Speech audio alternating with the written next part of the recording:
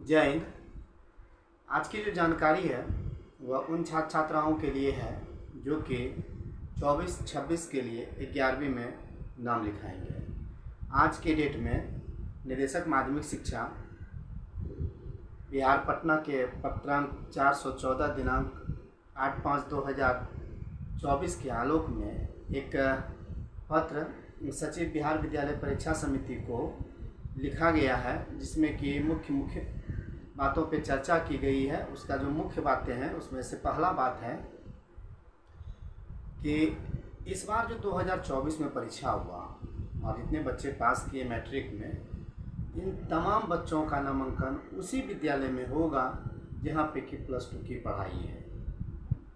मैं इसे और स्पष्ट शब्द में बता देता हूँ कि जैसे कि आप जिस स्कूल में पढ़ रहे थे और आप उस स्कूल से पास कर गए हैं और फिर आपने आगे की पढ़ाई के बारे में सोचा, तो आपने जो OFS के द्वारा ऑनलाइन किया और ऑनलाइन में बहुत सारे स्कूल का आपने ऑप्शन दिया, यहाँ तक कि आप जिस स्कूल में पढ़ते थे उसका भी आपने ऑप्शन दिया।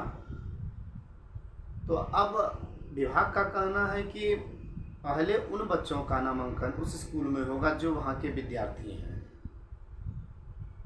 दूसरी बात है कि कुछ ऐसे भी स्टूडेंट हैं जो कि पहले ही दूर में पढ़ते थे और आज के समय में वो 11वीं अपने घर के बगल के स्कूल में करना चाहते हैं, तो उसके लिए उन्होंने कहा है कि वो बच्चे माध्यमिक जहाँ से पास किए हैं, मैट्रिक जहाँ से पास किए हैं, वहाँ से वो TC ले लेंगे और उस TC को वहाँ के जिला शिक्षा पदाधिकारी काउंटर साइन कर देंगे और फिर जब स्पॉट एडमिशन का अप्लाई निकलेगा, उस एडमिशन के समय वो अपने घर के बगल का जो स्कूल है वहाँ नामांकन करा सकते हैं।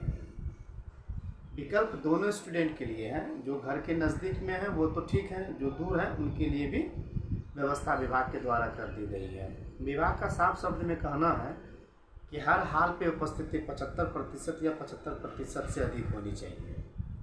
कई बच्चों के सामने यह समस्या आ रही थी कि वो घर से ज़्यादा दूर रहने के वजह से नियमित क्लास नहीं कर पा रहे थे और जब नियमित क्लास नहीं कर पा रहे थे तो उनका नामांकन रद्द हो जाता था। तो इन सारी परेशानियों से बचने के लिए विभाग ने इस प्रकार का आदेश जारी किया है। उम्मीद है कि इससे काफ़ी विद्यार्थियों को फ़ायदा दिखेगा और जो विद्यार्थी दूर पढ़ना चाहते हैं वो उस विद्यालय से TC लेके अगले जहाँ नज़दीक में वो चाहते हैं पढ़ने के लिए जिला शिक्षा पदाधिकारी से परमिशन लेके वहाँ चले जाएंगे। खास करके अब इसमें जिला शिक्षा पदाधिकारी को भी कहा गया है कि वो भी इस बात के लिए आश्वस्त हो लेंगे कि सचमुच में उस बच्चों का जिस विद्यालय के लिए वो अप्लाई किए हैं उनसे उनके घर की दूरी कम हो, क्योंकि अटेंडेंस सबसे बड़ी बात बन गई है। तो यह जानकारी आज के डेट में उपलब्ध हुई है और मुझे उम्मीद है कि अब 1-2 दिन और लग सकता है अगले लिस्ट को आने में, या हो सकता है कि अगर कंप्यूटर का समय है तो शाम तक में भी लिस्ट जारी हो जाएगा। तो लिस्ट के अनुसार अब विद्यार्थी को पहला प्रायोरिटी उसी स्कूल में मिलेगा जहां वो पढ़ते थे। तो मैं आप विद्यार्थियों से यही कहूँगा कि एडमिशन तो खैर कहीं होना ही है आप लोगों का, आप लोग पूरी तैयारी करके रखें।